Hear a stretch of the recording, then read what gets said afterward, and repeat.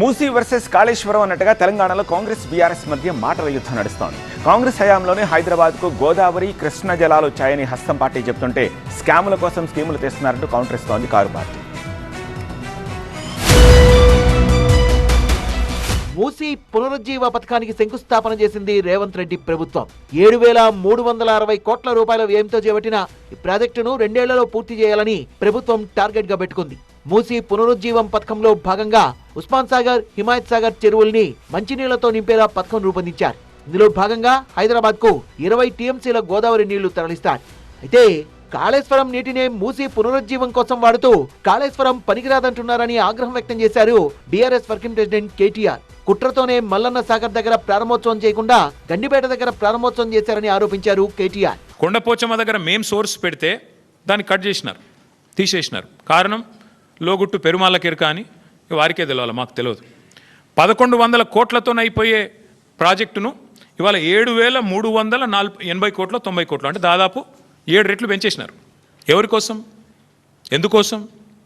మూసీ పునరుజ్జీవ పథకానికి శంకుస్థాపన కార్యక్రమంలో కేటీఆర్ కామెంట్స్ కు కౌంటర్ ఇచ్చారు ముఖ్యమంత్రి రేవంత్ రెడ్డి.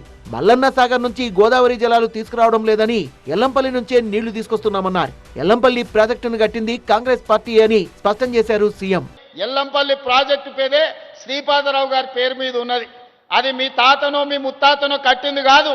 శ్రీధర్ బాబు గారు తండ్రి కాంగ్రెస్ పార్టీ కట్టింది శ్రీపాద ఎల్లంపల్లి. ఇవాళ గోదావరి నదీ జలాలు నగరానికి వస్తున్నాయనంటే శ్రీపాద ఎల్లంపల్లె మూలం. అక్కడి నుంచే గోదావరి జలాలను పట్టుకొని హైదరాబాదు నగరానికి మనం ఈరోజు తరలిస్తున్నాం. కేవలం 1,100 కోట్లతో కొండపోచమ్మ సాగర్ నుంచి గండిపేటకు గ్రావిటీ ద్వారా తీసుకురావచ్చని, కానీ రేవంత్ రెడ్డి ప్రభుత్వం ప్రాజెక్టు పేరు చెప్పి 3 నీటి శుద్ధి కేంద్రాలు, 5 పంప్ హౌస్లు కడుతోందని ఆరోపిస్తోంది బీఆర్ఎస్. మూసీ పునరుజ్జీవం పేరుతో కాంగ్రెస్ ప్రభుత్వం భారీ స్కామ్ కు తెరదీసిందని కేటీఆర్ విమర్శలు సంధించారు. 1,50,000 కోట్లు ఒకటేసారి టెండర్లు పిలిస్తే ఎందుకు ఇంత అయింది అంటే జవాబు లేదు.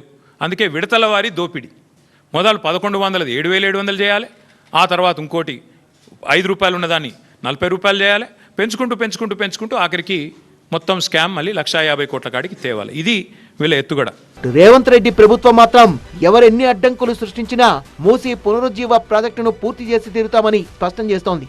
కాలుష్యం చెర నుంచి ఇటు మూసీని అటు నల్గొండ జిల్లాను విముక్తి చేస్తామన్నారు రేవంత్ రెడ్డి. మా మీద రాజకీయంగా కోపం ఉంటే మాతో కొట్లాడండి. ఇవాళ ప్రజలు తీర్పిచ్చిండ్రు, కాంగ్రెస్ పార్టీని అధికారంలోకి తీసుకొచ్చారు. 10 ఏళ్ళు కేసీఆర్ అధికారంలో ఉన్నాడు. ఎందుకో ఈ మూసీ నది ప్రక్షాళన చెయ్యాలనే ప్రయత్నం ఎందుకు చేయలేదు?